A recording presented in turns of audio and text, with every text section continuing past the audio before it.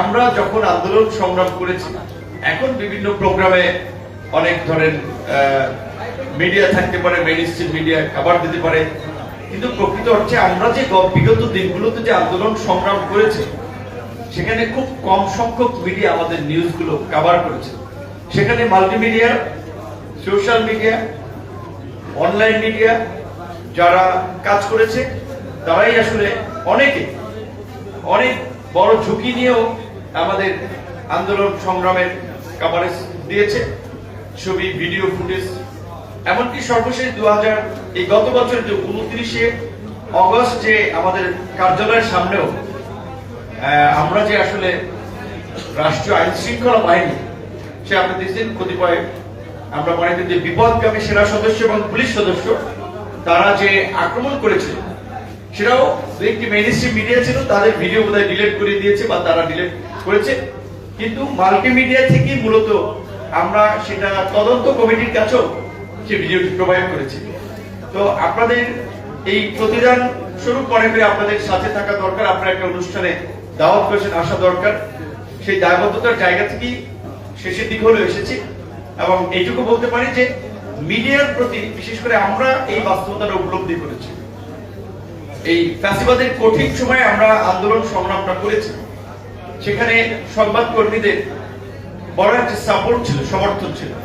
বিশেষ করে এই জুলাই গণ অভ্যুত্থানের ক্ষেত্রে যদি আমরা দেখি, এমনকি মিডিয়ার কর্মীরা আসলে অমানবিক ভাবে অনেকে নির্যাতিত হয়, লাঞ্ছিত হয়, তার বিচার পায়। এই সংবাদ কভার করতে গিয়ে আমরা নারী যারা সংবাদকর্মী তারাও হেনস্থার শিকার হয়েছে, কিন্তু অনেকে বলতেও পারে নাই, আবার অনেকে তো বলেছে, কিন্তু তারা বিচার পায় না। অনেক আছে আসলে এটা ভালো লাগা প্যাশন থেকে কাজ করে, কিন্তু দেখা যায় অনেক হাউসে ভালো বেতন দেওয়া হয় না। তো আমরা বিশেষ করে যদি এটা তথ্য মন্ত্রণালয়ের কাজ, কিন্তু আমার ব্যক্তিগতভাবে রাজনৈতিক কর্মী হিসেবে আমরা তো এটা দাবি দেওয়া জানিয়েছি যে সাংবাদিকদের, শিক্ষকদের একটা সম্মানজনক বেতন কাঠামো নিশ্চিত করা, নিশ্চয়ই তথ্য মন্ত্রণালয় সেই কাজটি করবে।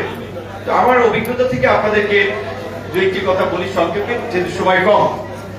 আমি যদিও সবসময় মিডিয়ার সাথে অনেক কথা বলছি, talk show, online, offline, social platform, mainstream media, প্রতিনিয়তই কিন্তু কথা বলছি।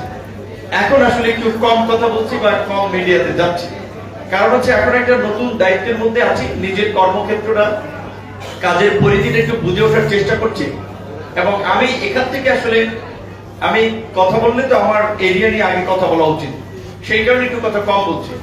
তবে আমি আজকে ব্যক্তিগতভাবে দুটো কথা বলতে চাই, সেটি হচ্ছে আমরা যে জুলাই গণ অভ্যুত্থানের পরে নতুন বাংলাদেশের কথা বলছি, পরিবর্তনের কথা বলছি, সেই পরিবর্তন আসলে সবার দিক থেকে শুরু করতে হবে, সবাই মিলে সেই পরিবর্তন সার্থক করতে হবে। আদারওয়াইজ কোন রাজনৈতিক দল কিংবা সরকার চাইলেই কিন্তু সেটি সম্ভব হবে না। বিশেষ করে দায়িত্ব পালন করতে গিয়ে দেখেছি বিভিন্ন শ্রেণী পেশার মানুষের এত তদবির সুপারিশ, আবার এই তদবির সুপারিশ যদি আমরা বাস্তবায়ন করি তাহলে কিন্তু আমাদের নামে নিউজ হবে। তাহলে এই তদবির সুপারিশ কেন? একটা স্বাভাবিক সিস্টেমে ধরেন একজন শিক্ষক, সে অবসরে গিয়েছে, তার অবসরকালীন যে কল্যাণ ভাতা, অন্যান্য সুবিধা, সেটা পাওয়ার জন্য সিরিয়ালের জন্য তার সুপারিশের কাছে, এমপির কাছে ছুটতে হয়, মন্ত্রীর কাছে, সচিবের কাছে। কিংবা ধরেন আপনার গ্রামের মফস্বল এলাকার একটা রাস্তা করবেন কিংবা একটা কালভার্ট, একটা ব্রিজের জন্য যাবেন, সেটার জন্য 2-3 দপ্তরে অনেকের সুপারিশ দিতে হয়। তো আমরা চাই যে একটা প্রপার সিস্টেম, যথাযথ একটা সিস্টেম দেশে গড়ে উঠুক, যেন কোনো কাজ করার জন্য কোনো বিশেষ কারো সুপারিশ তদবিরের প্রয়োজন না হয়, অটোমেটিক সিস্টেম অনুযায়ী সবকিছু চলবে। এই জন্যই কিন্তু আমরা মনে করি যে জুলাইয়ে এই দেশের মানুষ একটা গণ আন্দোলন করেছিল। তো আশা করি আগামী 12 তারিখ থেকে যে সংসদ বসবে, সেখানে সরকারি দল, বিরোধী দলের যৌক্তিক এবং গঠনমূলক আলাপ আলোচনার মধ্যে দিয়ে বাংলাদেশ একটা নতুন দিকে ধাবিত হবে, রাষ্ট্রের চতুর্থ স্তম্ভ হিসেবে, গণমাধ্যম হিসেবে। সেখানে আমাদের মাল্টিমিডিয়ার রিপোর্টারদের একটা ইতিবাচক ভূমিকা থাকবে।